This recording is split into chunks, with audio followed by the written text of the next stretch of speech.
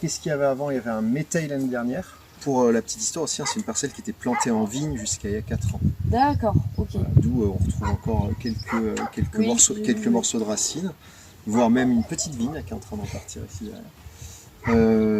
Donc c'est pierreux, il y a un peu de sol quand même, il y a un petit mètre de sol, et après c'est des limons sableux.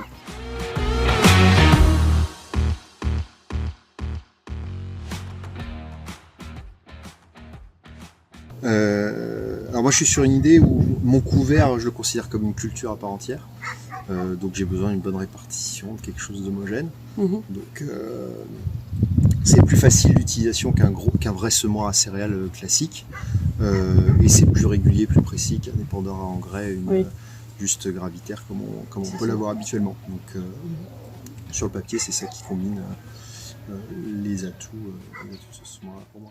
Préciser ce que c'était dedans. Il y a du colza, de la facélie, du sorgho et du sarrasin, donc avec des tailles un peu différentes. Et là ça répartit bien, pas de souci là-dessus. Là il n'y a pas besoin de passer 2 heures en question de réglage. Et puis du coup la fiabilité, de se dire il n'y a pas forcément besoin de se retourner, ça tourne. Et ça répartit, voilà, ça, de pouvoir y aller serein, c'est plutôt agréable. Bien. Et du coup, j'ai fait une première session hier et j'ai tenu mes doses. D'accord.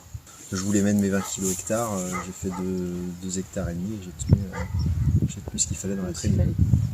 Okay. Malgré des tailles de grains différentes. De manipulation avec, mais ça tient bien. Là, il y a des cailloux, les conditions sont pas idéales non plus, les sols sont secs. Non, ça se fait bien. Ça se fait bien. En fait, c'est assez simple. Moi, c'est ça que j'aime bien. C'est l'idée de quelque chose de robuste, d'adaptable. Ça fait bien le boulot.